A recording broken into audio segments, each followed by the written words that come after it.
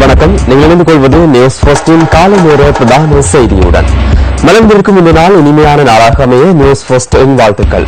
விரிவான செய்திகளுக்கு செல்ல முன்னர் முதலில் இன்றைய தலைப்புச் செய்திகள்.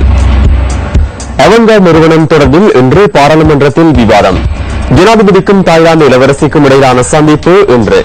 அதிக மழை காரணமாக நீர்த்தேக்கங்களின் நீர்மட்டம் 70 வீதத்திற்கு உயர்வு. இன்றும் பல பகுதிகளில் மழை பெய்யக்கூடிய சாத்தியம்.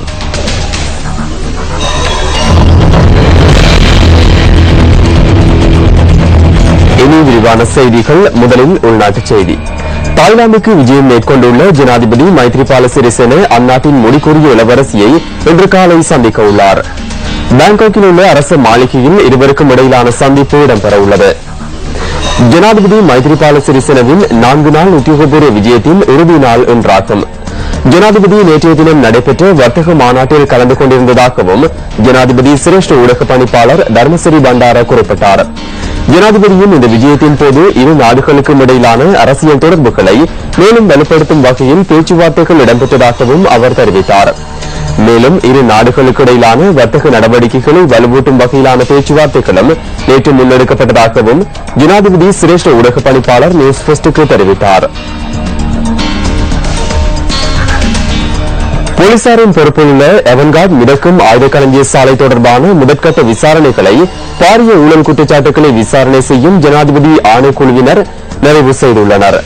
விசாரணை தொடர்பான அறிக்கை எதிர்வரும் சில தினங்களில் சமர்ப்பிக்கப்பட உள்ளதாக ஆணைக்குழுவின் செயலாளர் லெசில் டி சில்வா தெரிவித்தார். இதேவேளை அவன்கார்ட் நிறுவனம் தொடர்பான விவாதங்கள் பாராளுமன்றத்தில் இன்று இடம்பெறவுள்ளன. எதிர்க்கட்சியின் பிரதம கொறடா அனுரகுமார திசாநாயக்கவினால் இந்த விவாதத்திற்கான யோசனை முன்வைக்கப்பட உள்ளதாகவும் ஆளும் கட்சியின் பிரதம கொறடா அமைச்சர் காயந்த கருணா திலக்க தெரிவித்தார்.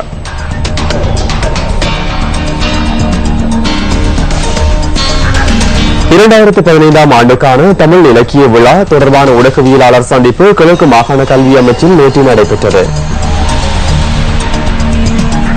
6ஆம் தேதி தொடக்கம் 8ஆம் தேதி வரையும் 3 நாட்கள் தொடர்ச்சியாக இந்த விழா நடைபெறும். 6ஆம் தேதி காலையில் ஒரு பண்பாட்டு பேரணியுடன் விழா ஆரம்பமாகும். அந்த பண்பாட்டு பேரணியிலே எங்களுடைய தமிழ் இஸ்லாமிய கலைகளுடைய பிரதிபலிப்புகளை மாணவர்கள் அதிலே ஆடல் பாடல் முதலான விஷயங்களை அதிலே செய்து கொண்டு போவார்கள். பண்பாட்டு பேரணி ஒருமலை விவேகானந்தா கல்லூரியை வந்து அடைந்ததும் அன்றைய முதலாவது நாள் ஆய்வரங்கு நடைபெறும். 3 நாட்களிலும் மாலையில் கலை நிகழ்ச்சிகள். 3வது நாள் மாலை நிகழ்ச்சியிலே கிழக்கு மாகாணத்திலே கலை இலக்கிய துறைகளிலே பணி செய்த இந்த வித்தகர்களுக்கான விருது வழங்குகின்ற விஷயம் மிக முக்கியமான ஒரு நிகழ்வாக அமையும். அதுபோல கடந்த ஆண்டிலே கிழக்கு மாகாணத்திலே வெளியிடப்பட்ட நூல்களிலே சிறந்த நூல்களாக 8 நூல்கள் தெரிவு செய்யப்பட்டிருக்கின்றது. அந்த 8 நூல்களுக்குமான விருதுகளும் இதே வைபவத்திலே வைத்து வழங்கப்பட இருக்கின்றது. தமிழ் இலக்கிய விழா தொடர்பான ஒரு ஞாபகார்த்த மலர் ஒன்றும் வெளியிடப்பட இருக்கின்றது. மாகாண இலக்கிய போட்டியிலே வெற்றி பெற்ற அரச உத்தியோகத்தர்களுக்கான பரிசும் வழங்கப்பட இருக்கின்றது. கிழக்கு மாகாணத்தினுடைய பல்வேறு பிரதேசங்களில் இருந்தும் கலைஞர்கள், இலக்கிய கர்த்தாக்கள், பாடசாலையினுடைய மாணவர்கள், கலை இலக்கிய மன்றங்களுடைய பிரதிநிதிகள் இந்த விழாவிலே பங்கு கொள்வதற்கு ஆயத்தமாகி இருக்கின்றார்கள். தேயிலை கொழும்பிற்கான நியாயமான விலை வழங்கப்பட வேண்டும் என வலியுறுத்தி டெனியாவில் நேற்று ஆர்ப்பாட்டம் ஒன்று முன்னெடுக்கப்பட்டது. டெனியாய வைத்தியசாலை வீதியிலிருந்து பேரணியாக சென்ற தோட்ட தொழிலாளர்கள் டெனியாய பஸ் தரிப்பிடத்திற்கு முன்பாக ஆர்ப்பாட்டத்தில் ஈடுபட்டனர். சிறுதோட்ட தேயிலை உரிமையாளர் சங்க சம்மேளனத்தினால் இந்த ஆர்ப்பாட்டம் ஏற்பாடு செய்யப்பட்டிருந்தது. தொழிற்சாலைகளுக்கு வழங்கப்படும் தேயிலை கொழும்பிற்கான நியாயமான விலையை பெற்றுத் தருமாறு ஆர்ப்பாட்டக்காரர்கள் கோரிக்கை விடுத்தனர். காலை கிந்தோட்டை பகுதியில் அதிவலு கொண்ட மின் கம்பிகள் அறுந்து வீழ்ந்ததில் 3 உயிரிழந்த சம்பவம் தொடர்பான விசாரணைகளை இலங்கை மின்சார சபை ஆரம்பித்துள்ளது. இந்த சம்பவம் தொடர்பான விசாரணைகளை ஆரம்பித்துள்ளதாக இலங்கை மின்சார சபையின் தலைவர் பந்துல சந்திரசேகர தெரிவித்தார். புஸ்ஸ ராணுவ முகாமில் உள்ள 3 இந்த சம்பவத்தில் உயிரிழந்துள்ளதாக போலீஸ் ஊடக பேச்சாளர் புவன் குணசேகர குறிப்பிட்டார். சாரதி பயிற்சிக்காக 8 பேர் சென்றிருந்த வேளையில் இந்த விபத்து இடம்பெற்றுள்ளதாக அவர் மேலும் குறிப்பிட்டார்.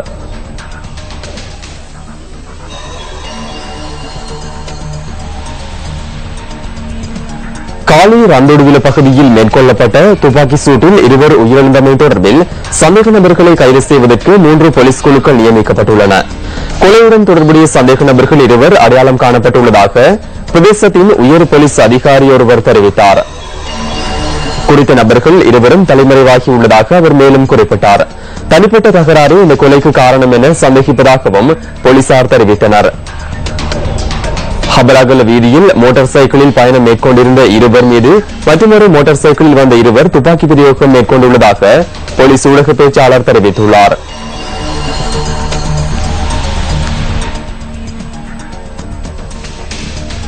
அம்பாறை மாவட்டத்தின் அட்டாளச்சேனை மீனோடைக்கட்டு பகுதியில் யானைகள் வயல் நிலங்களை தொடர்ந்தும் சேதப்படுத்தி வருகின்றன. மீனோடைக்கட்டு பகுதியில் யானைகளின் நடமாட்டம் தொடர்ந்தும் அதிகமாக காணப்படுவதாக எமது செய்தியாளர் குறிப்பிடுகின்றார். இந்த பகுதியில் காணப்படும் வயல் நிலங்களை கடந்த 3 நாட்களாக யானைகள் சேதப்படுத்தி வருவதாக விவசாயிகள் தெரிவிக்கின்றனர். சுமார் 150 ஏக்கருக்கு மேல் விவசாயத்தினை மேற்கொள்ளும் இந்த பகுதியில் யானைகளின் அட்டகாசத்தினால் தங்களின் வயல் நிலங்களுக்கு செல்ல முடியாத துப்பாக்கி நிலை ஏற்பட்டுள்ளதாக விவசாயிகள் தெரிவிக்கின்றனர். இந்த பகுதி வயல் நிலங்களில் யானைகளின் நடமாட்டம் நேற்று மாலை எமது கேமராவில் பதிவானது.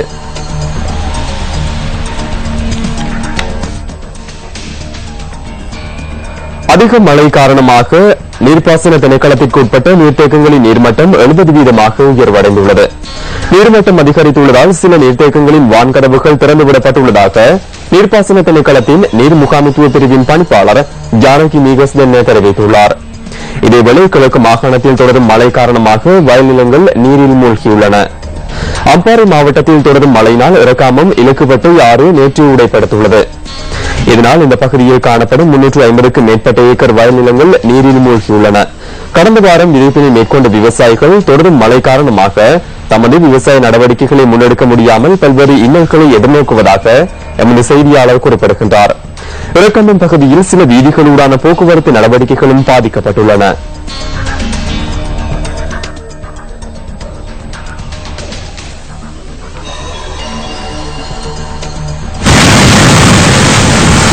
இத்துடன் நியூஸ் போஸ்டின் காலை நேர பிரதான செய்தி நிறைவு பெறுகின்றது. மீண்டும் சந்திக்கலாம் நியூஸ் போஸ்டின் 10:25 மணித்தியால செய்தியில். வணக்கம். Hotline 0114-896-896 www.newsfirst.lk. Feedback at newsfirst.lk.